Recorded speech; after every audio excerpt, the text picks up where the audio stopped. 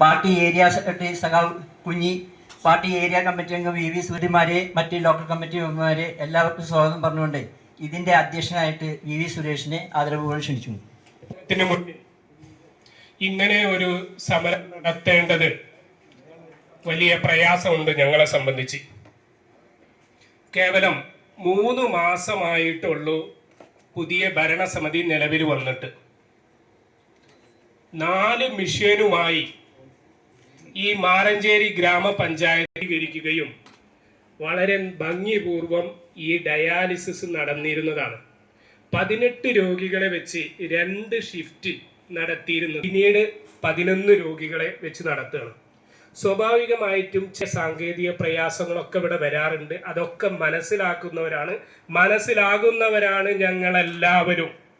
എത്ര ദിവസമാണ് അടച്ചിടാറ്? 2 ദിവസമാണ് അടച്ചിടാറ്. അടച്ചിടുമ്പോൾ എന്താ ചെയ്യാറ്?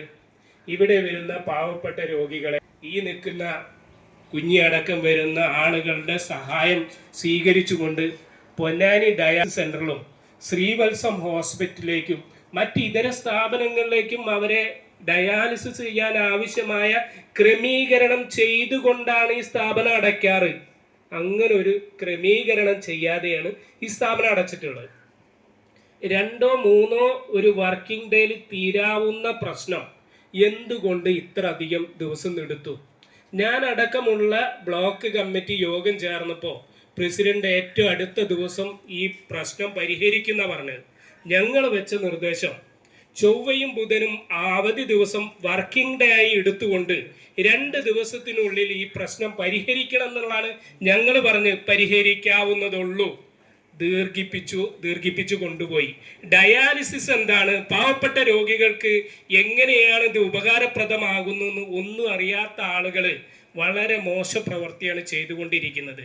ഇവിടെ മാനേജ്മെന്റ് കമ്മിറ്റി ഒരു തവണ പോലും ഇതുവരെ വിളിച്ചിട്ടില്ല.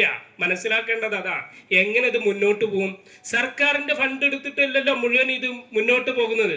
അഭ്യുദയകാംക്ഷികളായ ആളുകൾ 1 ലക്ഷം രൂപ മാസം തരുന്നവരുണ്ട്. ഇവിടുത്തെ ജീവനക്കാർക്ക് ശമ്പളം കൊടുക്കുന്നവരുണ്ട്.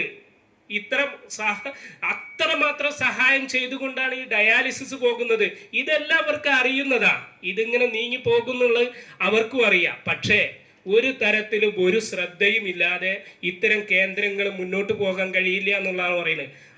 ആദ്യം പറയാനുള്ളത്, ഞങ്ങൾ ഈ തെരഞ്ഞെടുപ്പ് രംഗത്ത് ആദ്യത്തെ വാചകം എന്തായിരുന്നു? മറ്റൊരു ഭരണസമിതി വരികയാണെങ്കിൽ ഡയാലിസിസ് സെന്റർ അടച്ചുപൂട്ടുന്നുള്ളതാണ്. മാറഞ്ചേരിയുടെ ബഹുമാനപ്പെട്ട മാറഞ്ചേരി ഗ്രാമപഞ്ചായത്ത് പ്രസിഡന്റ് ഞാൻ അടക്കമുള്ള യോഗത്തിൽ, ബ്ലോക്ക് ഡിവിഷന്റെ യോഗത്തിൽ വന്ന് പറഞ്ഞത് അത് സത്യമായി എന്നാണ്. ഞങ്ങൾ വന്നപ്പോൾ ഡയാലിസിസ് സെന്റർ അടച്ചുപൂട്ടിയത് ഇപ്പൊ സത്യമായി. അതുകൊണ്ട് അടിയന്തിരമായി തുറന്നു പ്രവർത്തിക്കാൻ എന്താ ചെയ്യണം എന്നുള്ള മനസ്സിലായോ? രണ്ടാമതോ, ഈ നാട്ടിലിപ്പോ കുടിവെള്ളം ഉണ്ടോ? കുടിവെള്ളമില്ല.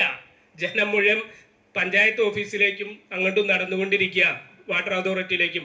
ഒരാൾക്ക് കുടിവെള്ളം എത്തിക്കുന്നില്ല. എത്രയോ വാർഡുകളിൽ ഇവിടെ കുടിവെള്ളം മുടങ്ങിയിരിക്കുക. ഭരണമാറ്റം കൊണ്ട് ഉണ്ടായതാണ് ഇതൊക്കെ. മനസ്സിലായോ?